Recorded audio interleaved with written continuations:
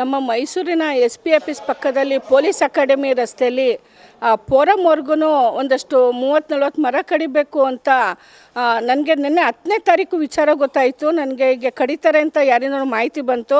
ಅದಕ್ಕೆ ಸಂಬಂಧಪಟ್ಟ ಅರಣ್ಯ ಇಲಾಖೆ RFOಗೆ ಫೋನ್ ಮಾಡಿ ಕೇಳಿದೆ. ಹೌದು ಮೇಡಮ್, ಪ್ರೋಸೆಸಿಂಗಲ್ಲಿದೆ, ನೀವು ಅಬ್ಜೆಕ್ಷನ್ ಲೆಟರ್ ಹಾಕಂಗಿರ ಹಾಕಿ ಅಂತ ಹೇಳಿದ್ರು.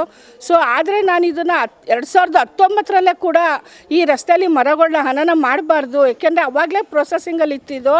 ಆವಾಗ ನಾನು ಅಬ್ಜೆಕ್ಷನ್ ಹಾಕಿ ತಡೆದಿದ್ದೆ. ಏಕೆಂದರೆ ಅಲ್ಲಿ ಒಂದು 500 ಮೀಟ್ರ್ ರಸ್ತೆ ಮಾತ್ರ ದೊಡ್ಡದು ಮಾಡಿದ್ರೆ ಇನ್ನು ಹಿಂದೆ ಮುಂದೆ ಏನು ಮಾಡ್ತೀರಾ, ಅಲ್ಲಿ ಯಾರಿಗೋಸ್ಕರ ನೀವು ರೋಡ್ ದೊಡ್ಡದು ಮಾಡ್ತೀರಾ, ಈಗ ಆಲ್ರೆಡಿ ಇರೋದೇ ಸಾಕು ಅಂತೇಳಿ 2019ರಲ್ಲೇ ನಿಲ್ಲಿಸಿದ್ದೆ.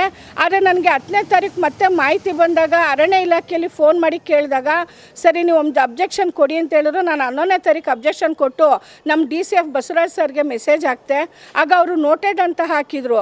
ಆದರೆ ನಿನ್ನೆ ರಾತ್ರಿ ಇದ್ದಕ್ಕಿದ್ದಂಗೆ ಮರನ ಹನನ ಮಾಡಿದ್ದಾರೆ ಅಂತೇಳಿ ಬೆಳಗ್ಗೆ 7 ಗಂಟೆಯಿಂದ ನನಗೆ ವಾಹಿನಿಗಳಿಂದ ವಿಚಾರಗಳು ತಿಳಿದಾಗ ನಾನು ಫೋನ್ ಮಾಡಿ ಮಹಾನಗರ ಪಾಲಿಕೆ ಅವರಿಗೆ ಫೋನ್ ಮಾಡಿ ಕೇಳಿದಾಗ ಮೇಡಮ್ 25/3 ಆಗಿದೆಯಲ್ಲ ಮೇಡಮ್, ನಿಮ್ಗೆ ಗೊತ್ತಿಲ್ವಾ ಅಂತ ಹೇಳ್ತಾರೆ. ಯಾಕೆ ಈ ರೀತಿ ಅರಣ್ಯ ಅಧಿಕಾರಿಗಳು, ಅರಣ್ಯ ಇಲಾಖೆಯವರು ಈ ರೀತಿ ಮಾಡ್ತಾ ಇದ್ದಾರೆ ಗೊತ್ತಾಗ್ತಾ ಇಲ್ಲ. ಕೆಲವರು ಒಳ್ಳೆಯವರು ಇರ್ತಾರೆ, ಕೆಲವರು ಕೆಟ್ಟವರು ಇರ್ತಾರೆ. ಆದರೆ ನಾನು ನೋಡಿದಂಥ ಸಂದರ್ಭದಲ್ಲಿ ಇತ್ತೀಚೆಗೆ ಒಂದು 5 ವರ್ಷದಿಂದ ನಂತರದಲ್ಲಿ ಕೆಲವು ಅಧಿಕಾರಿಗಳು ACF ಇರ್ಬೋದು, ಯಾರೇ ಇರ್ಬೋದು, ಒಂದು ಮರಗಳ ಹರಾಜಿಗೆ ಹೋಗುವಾಗ ನಮ್ಮನ್ನು ಕರ್ಕೊಂಡು ಹೋಗ್ತಾ ಇದ್ರು. ಇಲ್ಲಿ ತೆಗಿಬೇಕಾಗಿದೆ, ಇಲ್ಲಿಗೆ ಲೆಟ್ರ್ ಬಂದಿದೆ, ನೀವೇನು ಹೇಳ್ತೀರಾ ಅಂತ. ಆದರೆ ಇತ್ತೀಚಿನ ದಿನಗಳಲ್ಲಿ ನಮ್ಮನ್ನ ಗಮನಕ್ಕೆ ಬರ್ತಿಲ್ಲ. ಆಮೇಲೆ ಪಬ್ಲಿಕ್ ಹಿಯರಿಂಗ್ ಮಾಡ್ತಾರೆ, ಒಂದು 40-50 ಮರದ ಮೇಲಾದರೆ ಪಬ್ಲಿಕ್ ಹಿಯರಿಂಗ್ ಮಾಡ್ತಾರೆ, ಅದು ಕೂಡ ಮಾಡ್ತಾ ಇಲ್ಲ. ಈ ಅಧಿಕಾರಿಗಳು ರಾಜಕಾರಣಿಗಳ ತಾಳಕ್ಕೆ ಕುಣಿತಾ ಇದ್ದಾರೆ ಅಂತ ಹೇಳಿದರೆ ಈ ರಾಜಕಾರಣಿಗಳು ಆ ರೀತಿ ಮಾಡಿ ಇಟ್ಟಿದ್ದಾರೆ. ಅವರಿಗೆ ಯಾಕೆ ಪರಿಸರದ ಮೇಲೆ ಸ್ವಲ್ಪನಾದರೂ ಅರಿವಿಲ್ವಾ ನಿಮಗೆ ಪರ್ಸೆಂಟೇಜೇ ಮುಖ್ಯ.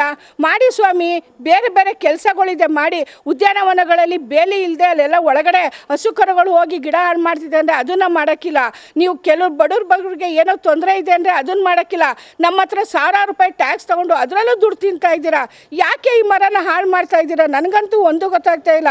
ತುಂಬ ನೋವಿನ ಸಂಗತಿ ಆಗಿದೆ. ನನಗೆ ಬೆಳಗ್ಗೆ 7 ಗಂಟೆಯಿಂದ ನನಗೆ ಕರೆ ಮಾಡಿ ಕೆಲವು ಫೋಟೋಸ್ ಕಳಿಸ್ತಾ ಇದ್ದಾರೆ.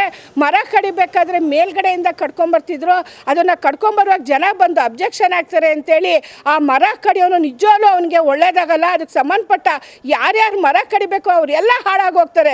ನಿಜವಾಗ್ಲೂ ನಮ್ಮ ಆ DPK ಬೈತಿರ್ತಾರೆ, ನಿಜ, ಅವ್ನು ಬಾಯಿ ಬಂದಂಗೆ ಬೈಯೋದು ಸತ್ಯ. ನಾವು ಆ ಥರ ಎಲ್ಲ ಹೇಳಬಾರ್ದು ಅಂತ, ಪ್ರಕೃತಿ ಉಳಿಸ್ಲಿ ಅಂತ ನಾವು ಮಾಡ್ತಾ ಇದ್ದೀವಿ. ಆದರೆ ಹೇಗೆ ಮಾಡಿದ್ದಾರೆ ಮರಗಳ ಮಾರಣ ಹೋಮ ಅಂತ ಹೇಳಿದ್ರೆ ಇವ್ರಿಗೆ ಸ್ವಲ್ಪನಾದ್ರು ಮನುಷ್ಯತ್ವ ಇಲ್ವಾ? ಅಲ್ಲಿ ನೋಡಿದ್ರೆ ಅರಣ್ಯ ಸಚಿವರು ಕಾಡು ಉಳಿಸ್ಬೇಕು ಅಂತ ಮಾಡ್ತಾ ಇದ್ದಾರೆ, ನಮ್ಮ ನಗರದಲ್ಲಿ ಈ ಥರ ಮಾಡ್ತಾ ಇದ್ದಾರೆ. ಯಾಕೆ ಕಾನೂನಿನ ಅರಿವಿಲ್ವಾ ಇವರಿಗೆ? ಒಂದು ರೂಲ್ಸೇ ಇದೆ, ಮನೆ ಮುಂದೆ ಒಂದು ಮರ ನೆಡಿ, ರಸ್ತೆ ಮುಂದೆ ಆ ರಸ್ತೆ ಮಾಡ್ತಾರೆ, ಮೋರಿ ಮಾಡ್ತಾರೆ, ಫುಟ್ಪಾತಲ್ಲಿ ಜಾಗ ಕೊಡೋಲ್ಲ ಮರ ನೆಡೋದಕ್ಕೆ. ಉದ್ಯಾನವನಗಳಲ್ಲಿ ನೋಡಿದ್ರೆ ಬಿಲ್ಡಿಂಗ್ಗಳು ಕಟ್ಕೊಂಡು ಅಲ್ಲೂ ಮರ ನೆಡೋದಕ್ಕೆ ಎಲ್ಲೂ ಬಿಡೋದಿಲ್ಲ.